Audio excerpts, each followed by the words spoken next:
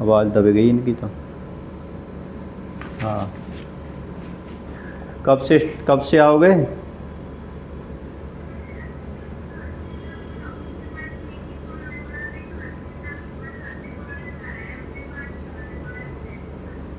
सुनाई दे रही है तो? मंडे से आएगी। अगले मंडे से? सर कह रही है थर्सडे को डॉक्टर ने बुलाया है ऐसे। 1.5 घंटे की हो जाएगी कल से हमारी क्लास। 3:30 से। हाँ ठीक है। छुट्टियाँ हो गई तुम लोगों की सबकी? सर 4 से 5:30 हो गए, बहुत जल्दी होती है हमारी। सुबह कर दूँ 10 बजे? हैं? मैं तो 10 से 11:30? सर मैं स्कूल होंगी, मेरी कोचिंग है। स्कूल में? किस चीज़ की? स्पोर्ट्स कोचिंग है।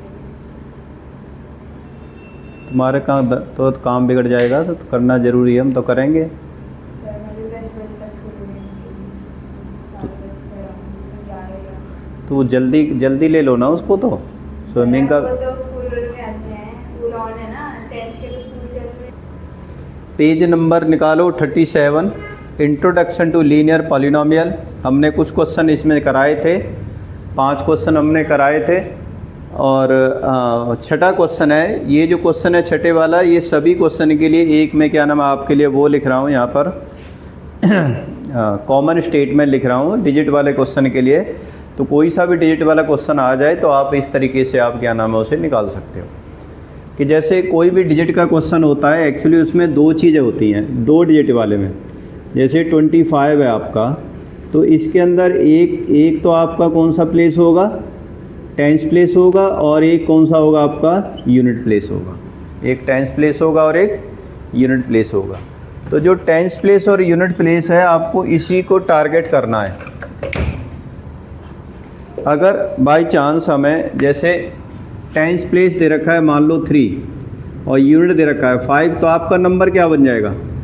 35, क्योंकि टेंस को पहले लिखते हैं। और वैसे अगर हम कैसे लिखेंगे कि 3 × 10 प्लस में 5, मतलब एक्सपेंडेड फॉर्म में ऐसे लिखते हैं। तो अगर आप यूनिट प्लेस और टेंस प्लेस को पहले ही मान लो, लेट कर लो कि लेट यूनिट प्लेस मान लो x और टेंस प्लेस मान लो y, टेंस प्लेस मान लो y, तो ओरिजिनल नंबर क्या बन जाएगा? ओरिजिनल नंबर जो बनेगा वो बनेगा आपका, टेंस प्लेस को 10 से मल्टीप्लाई करना है और यूनिट को प्लस कर दो, ये ओरिजिनल नंबर बन गया। ठीक है ना? कोई भी क्वेश्चन हो इसी तरीके से आपको टेंस प्लेस को 10 से मल्टीप्लाई करना है, यूनिट को प्लस करना है। अब बताओ रिवर्स नंबर क्या बनेगा इसका? इंटरचेंजिंग वाला जैसे 25 है, रिवर्स क्या हो गया इसका? 52। मतलब क्या था, जो यूनिट प्लेस था वो टेंस प्लेस पे आ गया, टेंस प्लेस वाला यूनिट प्लेस पे आ गया। तो अब इंटरचेंज कर दो नंबर, तो क्या हो जाएगा? ये 10x + y। अब 2 नंबर मिल गए, एक ओरिजिनल नंबर और एक ये रिवर्स नंबर। अब एक बात बता दो मैं कि कोई सा भी आपका डिजिट वाला क्वेश्चन हो ना, आप यहाँ तक तो बिल्कुल आंख बंद करके लिख लो, उसके बाद करना है कि आगे क्या लिखा हुआ है। समझ रहे हो? अब देखो क्या लिखा है, बताओ क्या लिखा है आगे? The digit of a two number तुम्हारी आवाज़ सुनाई नहीं देगी क्योंकि आज मैं ये नहीं लेके आया। हाँ, The digits of a two-digit number differ by 3. अब रुक जाओ। देखो डिजिट क्या माने हमने? x और y, और दोनों में डिफरेंस कितना है? 3 का। तो अकॉर्डिंग टू क्वेश्चन यानी फर्स्ट केस में क्या होगा कि x - y = 3 हो सकता है और y - x भी 3 हो सकता है, क्योंकि डिफर बाई 3 लिखा हुआ है डिजिट के अंदर। समझ रहे हो? जैसे 36 भी हो सकता है, 63 भी हो सकता है। भाई दोनों में डिफरेंस कितने का है? 3 का है। तो हम दोनों कंडीशन को मान के चलते हैं कि ये वाला डिफर बाई 3 हो गया। अब आगे क्या लिखा हुआ है? If the digits are interchanged and the resulting number is added to the original number, we get 142. अब देखो इंटरचेंज वाला ये नंबर था, समझ रहे हो? ओरिजिनल नंबर ये वाला था। अब लिखा है कि अगर हम रिवर्स कर देते हैं डिजिट को और उस नंबर को ओरिजिनल नंबर से ऐड कर देते हैं तो कितना मिलता है? तो again ten X plus Y और ten Y plus X is equal कितना है 143। अब टेन एक्स और एक्स कितना हो गया 11x प्लस टेन वाई और वाई कितना आ गया इज इक्वल 11 कॉमन ले लो इसमें, तो x plus Y is equal 143। समझ रहे हो, 11 से डिवाइड कर दो इसे, तो x plus Y is equal क्या आ जाएगा, क्या आ जाएगा 143 डिवाइडेड बाई 11, तो x plus Y is equal आ जाएगा कितना 11 1 11 11 33 आ गया, यानी कितना आ गया, हाँ मतलब 13 आ गया। ठीक है, अब क्या है कि सम ऑफ द डिजिट जो थी वो तो 13 है और डिफरेंस ऑफ द डिजिट कितना है, ये 3 है। समझ रहे हो, तो अब हम कैसे करेंगे इसको, दोनों को सॉल्व कर लो। भी ग्राफ बनाने के लिए बोला है, क्या बोला है, देखो पूछो, देखो फाइंड बोथ नंबर, नंबर पूछा है हमें, तो हम क्या करेंगे, इसको मानेंगे फर्स्ट इक्वेशन, इसे मानेंगे सेकंड इक्वेशन और इसे मानेंगे थर्ड। अब फ्रॉम यहाँ लिखेंगे फ्रॉम फर्स्ट एंड थर्ड, मतलब इन दोनों इक्वेशन को इसके साथ सॉल्व करना है तुम्हें। तो x plus Y is equal 13 है और x minus y is equal कितना है 3 है। दोनों को प्लस करो, दोनों को प्लस करते हैं हम, क्या आएगा प्लस करने पर, चैप्टर ही नहीं पता अभी तक, मैंने शुरू में ही बोल दिया था बेटा, introduction to linear polynomial, page number 37।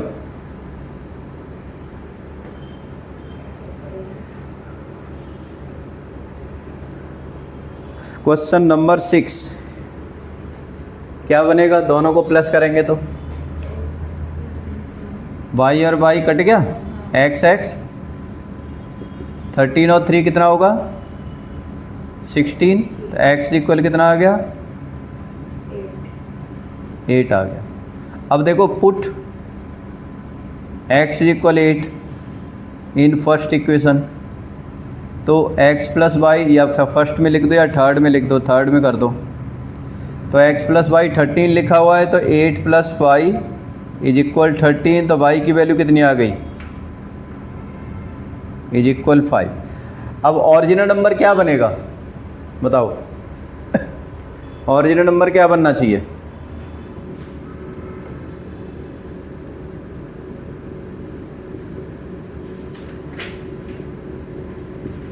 Ten Y plus x था ना, और x की वैल्यू कितनी आ गई है 5 या 8 है, 5, x की वैल्यू 8 है, x की वैल्यू 8 है और y की वैल्यू 5 है, तो 10 इंटू 5 प्लस 8 कितना आ गया 58। समझ रहे। सिमिलरली टेकिंग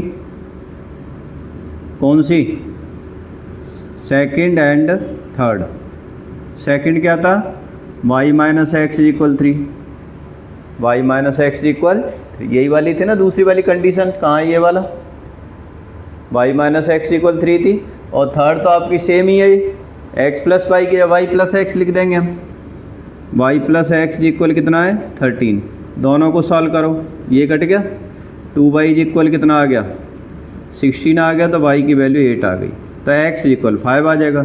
तो ओरिजिनल नंबर क्या आएगा इस केस में 85 आ जाएगा, पहले 58 था, अब क्या है वो 85 हो गया। इस तरीके से ये क्वेश्चन करेंगे हम, ध्यान रखना थोड़ा सा अलग है क्वेश्चन, मतलब क्या नाम है, आ भी सकता है नहीं भी आ सकता, लेकिन पॉसिबिलिटी आ भी सकता है, क्योंकि लीनियर इक्वेशन है, इसकी बेस्ड तुम्हें और भी बहुत सारे क्वेश्चन करने पड़ेंगे, शायद मैं दूँ बाद में तुम्हें ऐसे क्वेश्चन, ठीक है, क्योंकि इसमें तो ज़्यादा क्वेश्चन लिखे नहीं है, इसमें तो फाइंड बोथ नंबर्स लिखा हुआ है, तो दोनों नंबर निकलेंगे, एक आपका 58 है, दूसरा आपका 85 है, ठीक है। सर तो जैसे अगर हमें ये सेकंड और थर्ड इक्वेशन नहीं करते तब भी तो हमारा वो निकल सकता है ना, उसको रिवर्स करते हुए। रिवर्स कर सकते हो, लेकिन दिखाना पड़ेगा तुम्हें कैसे आया वो। ठीक है, कई बार हमें पता चल जाए कि कौन सी बड़ी नंबर है तो फिर तो हमें कोई दिक्कत नहीं है। Draw the graph of the following equation, identify their slopes and y intercept, also find the coordinate of the point where these lines cut the y axis. Very आसान। इसमें से एक क्वेश्चन कर देता हूँ, बताओ कौन सा? Third part. ठीक है, हो गया सभी का ये। आज ब्लूटूथ नहीं लाया था, आवाज़ नहीं आ रही, चक्कर ये। चलो उनको बोलो थंब अप कर देना। अब वो ध्यान नहीं देते ना, मैं ध्यान नहीं दे पाता या जो भी है। चल तो सीख जाते हैं।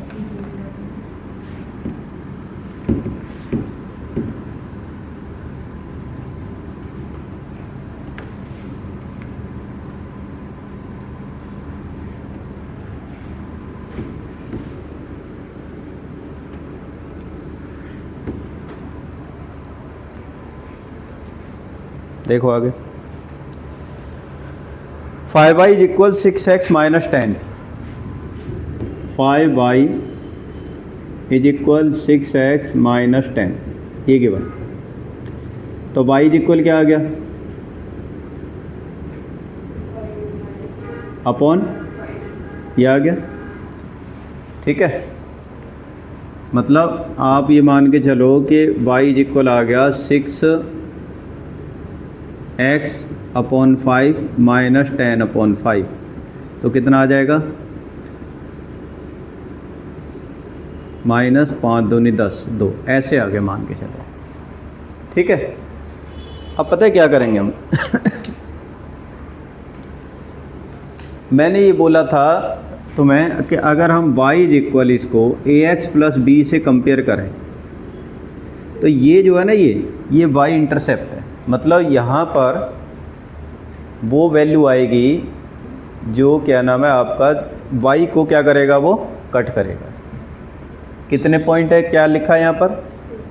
-2। इसका मतलब ये 100% y एक्सिस को किस पे कट करेगा? ये -2। कैसे निकालेंगे वो हम बताते हैं। स्लोप क्या होगी आपकी? ये वाली, ये जो x के ऊपर लिखा है ना, ये स्लोप होगी। ये स्लोप होती है ax प्लस b के हिसाब से करते हैं। तो x के ऊपर जो कोफिशिएंट लिखा होता है इसे स्लोप कहते हैं, समझ रहे हो? और ये जो b लिखा है ये कहते हैं y इंटरसेप्ट। y intercept. ठीक है, अगर भूल जाओ कि इसमें डायरेक्टली पूछा जाए किसी भी क्वेश्चन में कि बताओ स्लोप बताओ और y इंटरसेप्ट बताओ। y इंटरसेप्ट का मतलब y को जहाँ पे कट करेगा ये वाला ग्राफ, और y इज इक्वल ही लिखना है, आपको ध्यान रखना। ठीक है, x के टर्म्स में नहीं लिखना, y के टर्म्स में ही लिखना है उस इक्वेशन को। तो अब हम करेंगे, इसकी टेबल बनाएंगे। टेबल बनाएंगे तो देखो क्या होगा, 3 वैल्यू हमें लेनी है, और वो भी किसकी लोगे? x की वैल्यू लोगे। ठीक है, एक बार तो आपको 0 लेना ही लेना है। ठीक है, अब एक बात देखो, यहाँ पर अपॉन में कितना है? यहाँ पर 5 है ना, तो अब 5 का मल्टीपल ले लो यहाँ पर, जिससे 5 से 5 क्या हो जाए? कट जाए। एक बार 5 ले लो, एक बार -5 ले लो, ऐसे लिख सकते हो। जो अपॉन में होता है ना, उतनी वैल्यू ले लोगे तो यहाँ पर कट जाएगी वैल्यू, तो जो वही कोफिशिएंट आ जाएगा जो साथ वाला होगा। ठीक है, तो आप क्या करो, 5 ले लो और एक बार -5 ले लो। अब वैल्यू निकालो, बताओ y is equal x is equal 0 लेंगे तो क्या आएगी वैल्यू? पहले केस में अगर हम x की वैल्यू 0 लेते हैं इस वाली में, तो y क्या आएगा? बताओ एक बार फटाफट।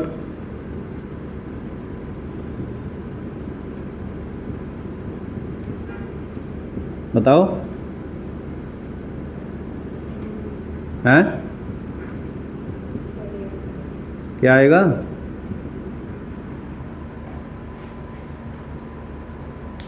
अरे भाई ये बहुत आसान है, अगर यहाँ 0 लिख दिया तो यही तो बचेगा सिर्फ, तो फिर -2 आएगा। इसमें तो बिना कैलकुलेशन से आंसर आ रहा था, समझ रहे हो? तो इसलिए ध्यान रखना, इसमें कोई ज़्यादा उसमें ऐसा कुछ नहीं करना है इसके अंदर। तो आपका क्या आ जाएगा, तो यहाँ -2 लिख दो। दूसरा केस देखो, अगर x की वैल्यू 5 ले लेते हो, हैं, देखते हैं करके देखो। 6/5 × 5 -2, 5 से 5 कट गया, 6 - 2 कितना आ गया, 4 आ गया। ठीक है, अगर -5 लेते हैं तो क्या आएगा, हाँ -8। 6/5 × -5 -2, 5 से 5 कट गया, -6 - 2 कितना आ गया आपका, -8। ठीक है, तो यहाँ पर तो क्या आ गया था, 4 आ गया था, यहाँ पर आ गया -8। अब आपको ये पता चल गया कि ग्राफ के अंदर कम से कम 8 तक तो तुम्हें लिखना है y एक्स को माइनस की साइड में। तो अब ग्राफ बनाओगे ऐसे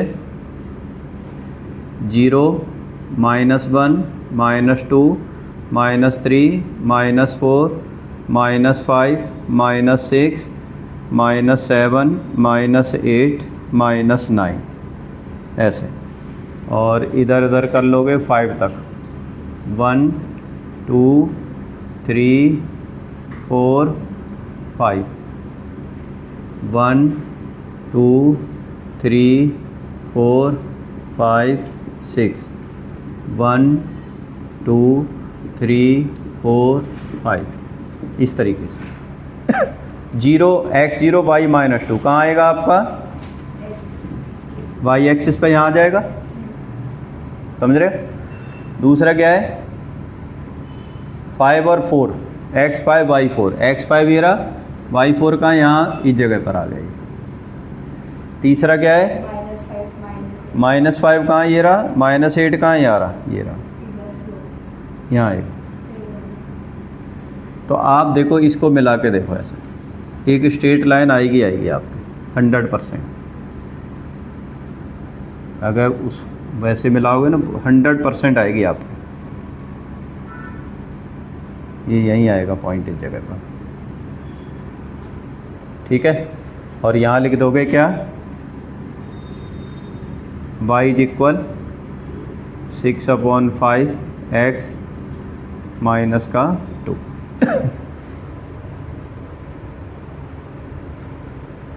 ठीक है,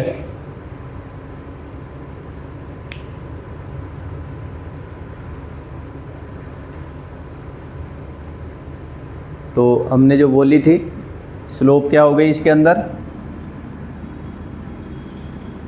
6/5 हो गई, और इंटरसेप्ट y इंटरसेप्ट क्या हो गया, -0 और -2 हो गया। ठीक है, y इंटरसेप्ट का मतलब जहाँ पर ये कट कर रही है वैल्यू, -2। ठीक है,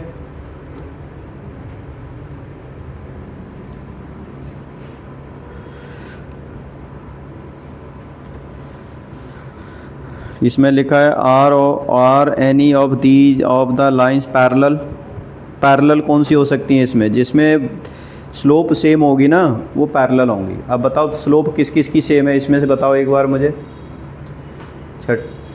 देखो क्वेश्चंस में, क्वेश्चन देखो ना, 7th क्वेश्चन में देखो 4 पार्ट दे रखे हैं, इसमें स्लोप किसकी सेम है, जिसकी स्लोप सेम होगी वो पैरेलल मानी जाएगी ना। देखो चारों में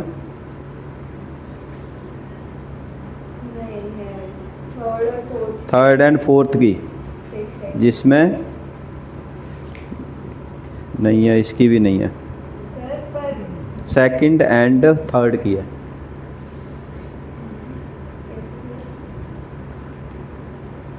इसकी स्लोप कितनी है, अच्छा 6/5 है क्या, किसकी होगी स्लोप सही, नहीं थर्ड एंड फोर्थ नहीं, सेकंड एंड फोर्थ की, सेकंड एंड फोर्थ की होगी। कैसे होगी देखो, सेकंड बोलना क्या है,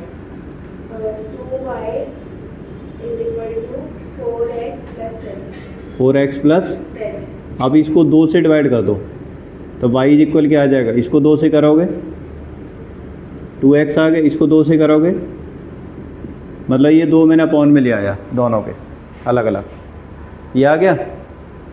अब फोर्थ वाली बोलना क्या है? 3y is equal to 6x minus 11.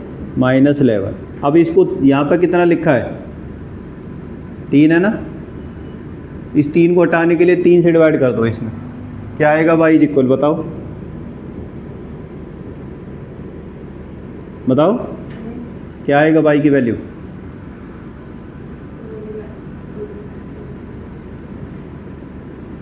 बताओ ना भाई, इस 3 से डिवाइड करना है दोनों नंबर को, हैं? 2y में शायद इसका मतलब पर इसको 3 से डिवाइड करो, इससे 3 से इसको यहाँ कितना आएगा? 2x, और यहाँ पॉइंट में नहीं लेना, 11/3 सर पॉइंट में नहीं है। पॉइंट में नहीं लेना आपको, समझ रहे हो? तो समझ में आता है तो रिस्पॉन्स ही क्या करो, ज़बरदस्ती है ना, हाँ करना है ना कुछ करना है, पूछना है, फिर ध्यान रखना है इसका। फिर मुझे तो यही लगता है ना कि नहीं समझ में आया, क्या लगता है? देखो अब देखो यहाँ पर कितना आया है 2x - 11/3, यहाँ पर कितना आया था 2x/7/2, दोनों को कंपेयर करो, ये स्लोप होती है, सेम है ये वाली वैल्यू स्लोप मानी जाती है। तो यहाँ पर कितनी है स्लोप? 2x यहाँ पर कितनी है 2x, दोनों सेम वैल्यू आ गई, सर यानी ये दोनों का ग्राफ बनाएंगे ना पैरेलल जाएगा आपको, चाहे यहाँ पर कुछ भी हो।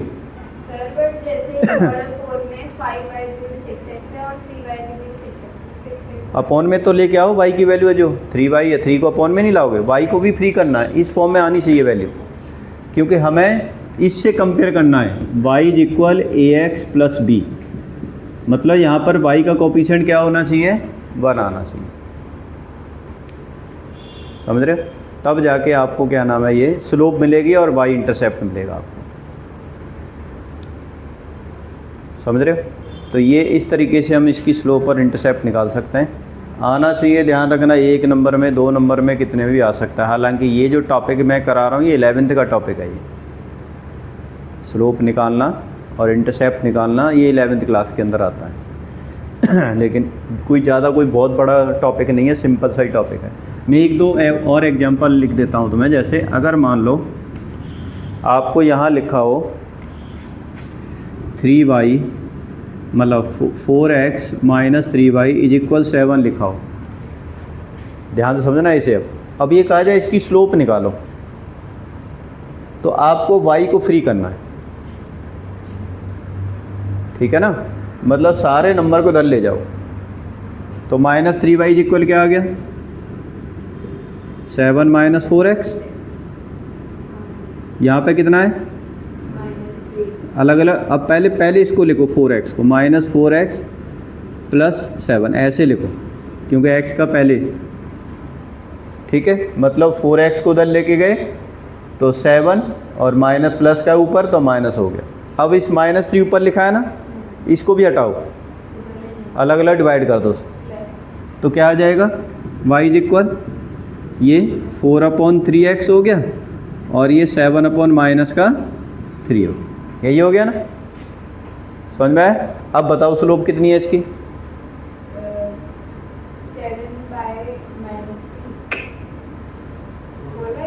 4/3।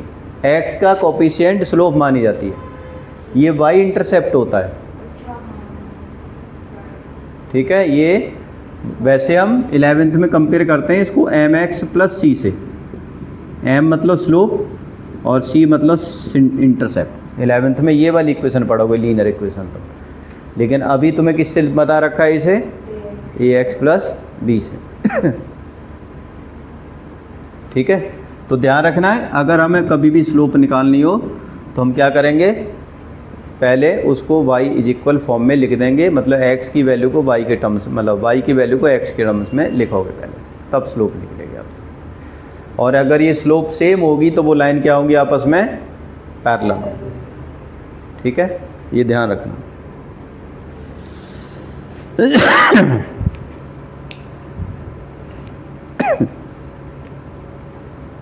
उसके बाद देखो आगे 8th question. If the temperature of a liquid can be measured in Kelvin units X Kelvin and Fahrenheit Y Kelvin, the relation between the two system of measurement of temperature given by the linear equation y is equal 9/5x minus 273 plus में 32. तो find the temperature of the liquid in Fahrenheit if the temperature of the liquid in is Kelvin 313 Kelvin. Temperature 158 तो find the temperature Kelvin. Very आसान ये तो.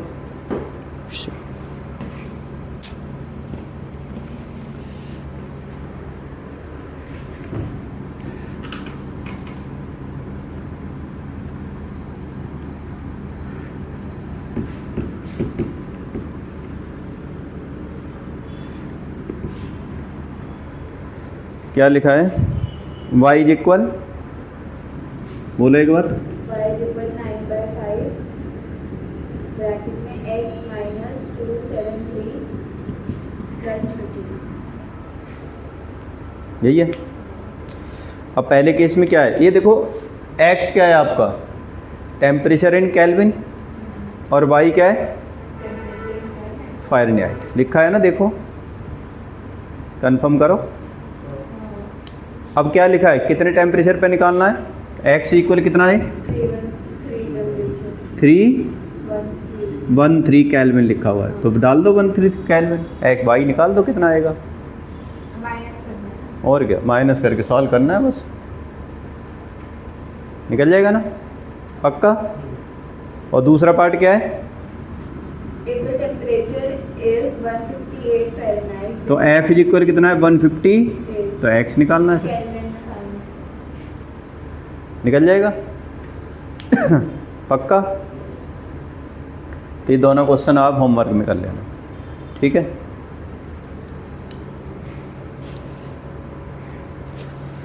अगला है 9th question. Work done by a body on the application of constant force is the product of the force and distance travel by the body in different direction of express the this relations in the linear equation two variable. Work done W, distance D. Draw its a graph by taking the constant as a force 3 unit. What is the work done when the distance travel by the body is 2 unit. Verify the plotting on the graph. Very आसान. ये actually question है ना, ये पिछले साल से पिछले साल से पिछले साल से पिछले साल से पिछले साल में था. 5-4 हाँ, उसके बाद ही तो टाइम चेंज हुआ है भाई. कोरोना से पहले था ना, 2020 के बाद ही कट गया था. मतलब जो एक्स्ट्रा पार्ट था वो लीनियर इक्वेशन में काट दिया था, ठीक है. तो पिछले साल तक तो मतलब नहीं था ये क्वेश्चन, लेकिन उस बुक में था, सेम क्वेश्चन था. तो आप देखो वर्क डन क्या लिखा है वर्क डन को लिखा है इन्होंने W, और डिस्टेंस को लिखा है क्या, D. तो एक फॉर्मूला होता है कि work done is equal force multiplied by distance. Force multiplied by distance, ठीक है. मतलब work done is equal F into D. D लिखा है, पर D लिखा है डिस्टेंस को या S लिखा है, D लिखा है. चलो, express this form a linear equation in two variable W and D. Draw it's graph by taking the constant force. Force की वैल्यू क्या लेनी है आपको, 3 यूनिट. ये फिक्स है, तो इसका मतलब W इज इक्वल क्या आ गया, 3D. ठीक है. अब ये मान के चलो कि ये तो y है, और ये आपका मतलब हम क्या लिख लेते हैं, W तो y ले लो, और D को क्या ले लो, x ले लो. W को तो क्या ले लेते हैं, y ले लेते हैं, और D को क्या ले लेते हैं, x ले लेते हैं. तो y इज इक्वल क्या आ जाएगा, 3x. इसके हिसाब से आपको क्या निकालना है, ग्राफ बनाना है. समझ रहे हो. ग्राफ कैसे बनाओगे, मैं यहाँ पर कर देता हूँ, ग्राफ घर पे बना लेना. जैसे y इज इक्वल 3x है, तो इसकी क्या बनाओ, टेबल बनाओ. y यानी ये W है, और सॉरी ऊपर x लिखेंगे जो D लिखा हुआ है, नीचे y लिखेंगे जो हमने जिसकी वैल्यू को W माना हुआ है. ठीक है. अब देखो x की वैल्यू 0 लेंगे तो y क्या आएगा, बताओ. क्या हो गया?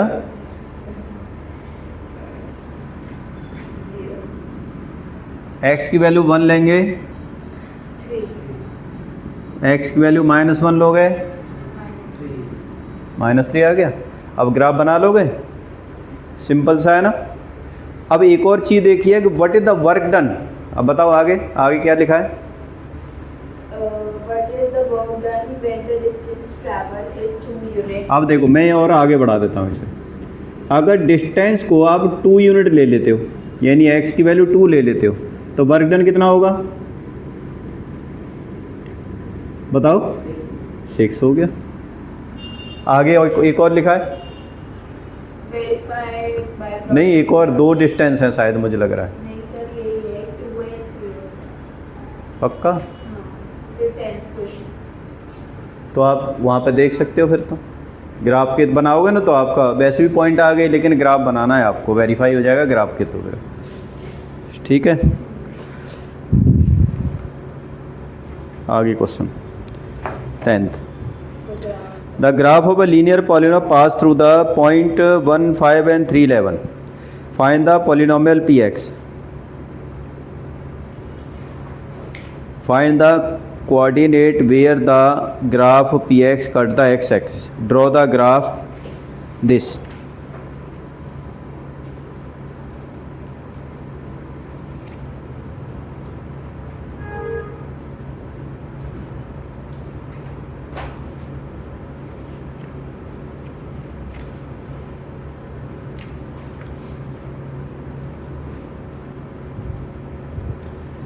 चलो करते हैं इसको भी।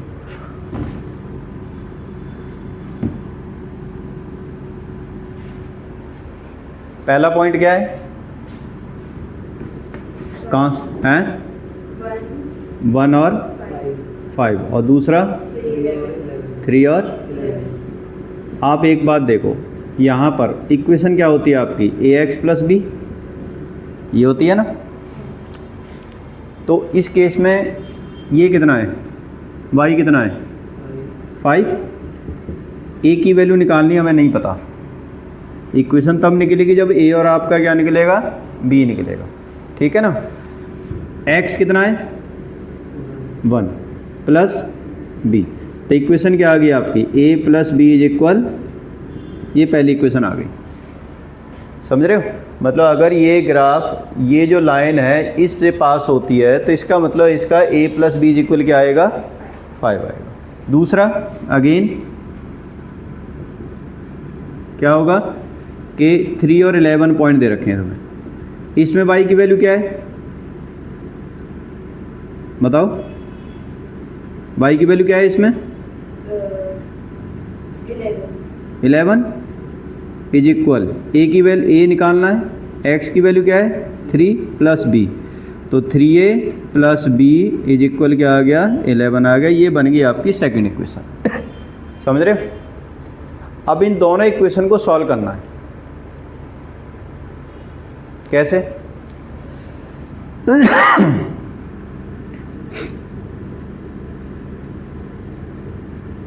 पहली थी a + b = 5, दूसरी है 3a + b = 11। अब इस इक्वेशन में से नीचे वाली इक्वेशन को माइनस करो, क्योंकि ये दोनों सेम है, माइनस करने पे कट जाएगा। इसे कहते हैं एलिमिनेशन मेथड। मतलब क्या है कि या तो a को ख़त्म कर दो या b को। ये तभी ख़त्म हो सकता है जब ये दोनों के पास में कोएफिशिएंट सेम हो। b के पास भी 1 है और यहाँ b के, इसका मतलब b में से b गया तो कट जाएगा ये। तो हम क्या करेंगे? साइन चेंज करेंगे नीचे वाली इक्वेशन के, तो ये कट गया। -3 में से 1a गया तो क्या बचेगा? -2a। 11 में से 5 गया, माइनस का 6। तो a की वैल्यू क्या आ गई? 3 आ गई। अब पुट a = 3, इसमें लिख दो a + b वाली में। तो 3 + b = 5, तो b = क्या आ गया आपका? 5 - 3 यानी 2। तो इक्वेशन क्या आ गई आपकी? क्या आएगी इक्वेशन? लीनियर इक्वेशन क्या होगी? y = क्या था? ax + b था ना। तो y = क्या आ गया? a की वैल्यू कितनी आई है? 3, और b की वैल्यू कितनी आई है? ये आपकी लीनियर इक्वेशन हो गई, समझ रहे हो? ये आपकी क्या हो गई? Linear equation. अब इसका ग्राफ भी बनाना है। ग्राफ कैसे बनाओगे?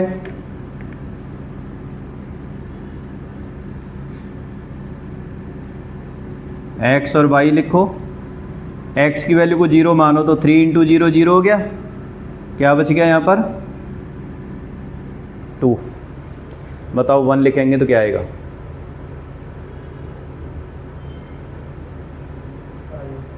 कितना आएगा?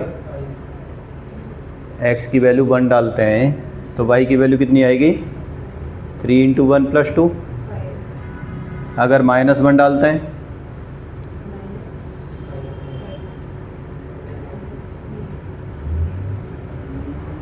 ओरल कैलकुलेशन भी आनी चाहिए। कॉन्फिडेंस नहीं हो तो करके देखो फिर। -1 ये देखो ना, 3 इंटू -1 -3 प्लस 2 कितना होगा? क्या? -1। ठीक है, अब ग्राफ बना लोगे इसका? बनाना है ये, ठीक है। हर हालत में ध्यान रखना, क्योंकि ये क्वेश्चंस इतना आसान भी नहीं है। जो एस्टेरिक साइन लगे हुए हैं ना, सच में हायर ऑर्डर थिंकिंग के हैं ये। हॉट कहते हैं गरम गरम गरम गरम क्वेश्चन, HOT मतलब हायर ऑर्डर थिंकिंग।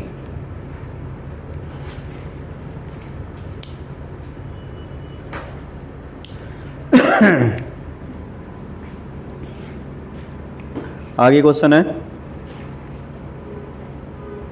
क्या हो रहा है? टाइम हो गया क्या?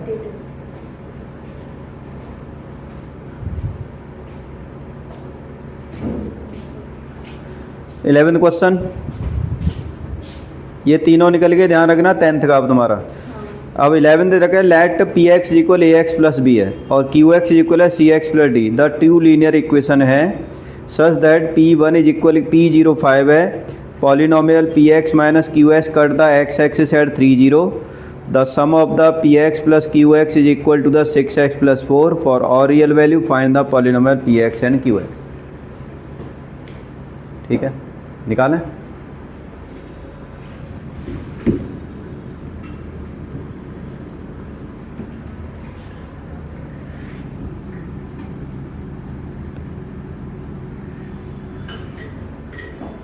देखो Px इक्वल लिखा है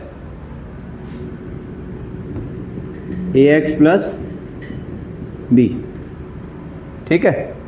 Px equal AX plus B, मतलब ये मान के चलो कि जो Px है आपका वो y मान लेते हैं हम। क्या मान लेते हैं? y। तो y इक्वल क्या हो गया आपका? AX प्लस B, ठीक है, पहले केस में। अब देखो पहले केस में क्या लिखा है? P1 लिखा है, क्या लिखा है? P0, मतलब P0 क्या है? 5 है। इसका मतलब क्या है कि x की वैल्यू आपने क्या लिया है?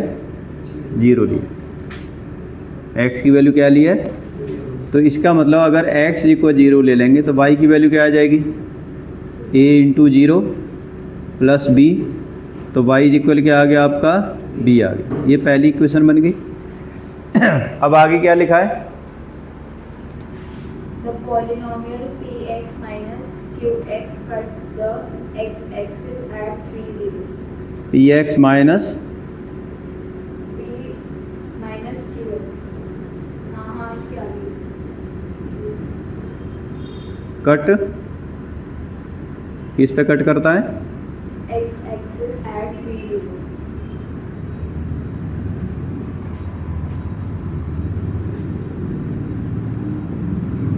एट 3 0। पहले निकाल के देखते हैं क्या आएगा ये Px माइनस QX करके, ठीक है। कितना आएगा? Px क्या था, QX क्या है? CX प्लस D, यही है ना।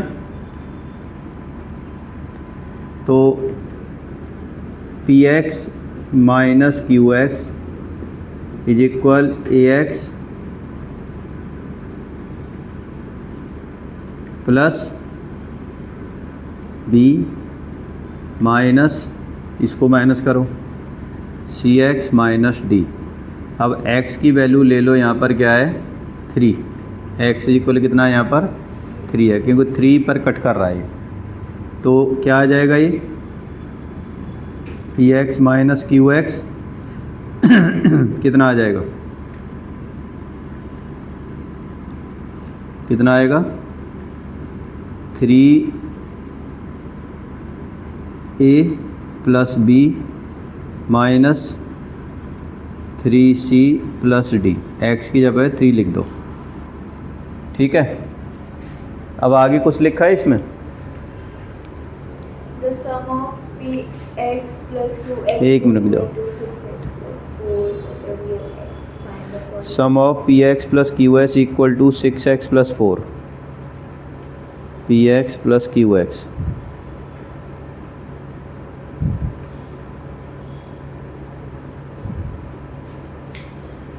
PX प्लस QX, इसको मान लेते हैं second, PX plus QX is equal कितना है 6x plus 4. 6x plus 4. 4।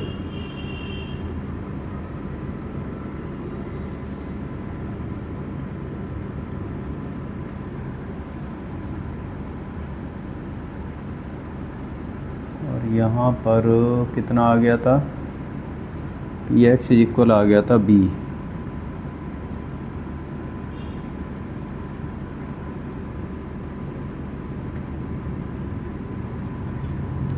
PX equal आ गया था B। तो पहली वाली इक्वेशन में आएगा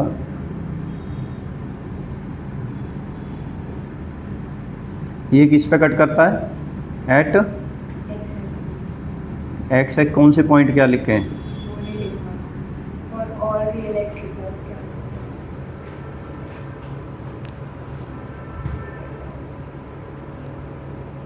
सम of PX plus QS equal to the 6x plus 4।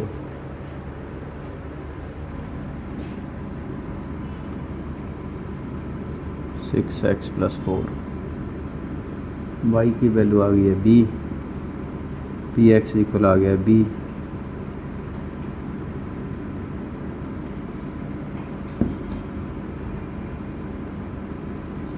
B plus QX। अच्छा यहाँ पे भी तो लिखना पड़ेगा, फिर हमें दोनों का प्लस भी तो करना पड़ेगा, AX प्लस B और CX plus D is equal 6x plus 4। और आपका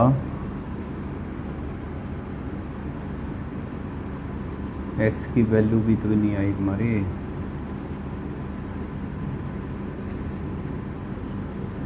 A plus C x plus B plus D is equal है 6x plus 4। A plus C is equal 6 आ गया है, और B plus D is equal 4 है।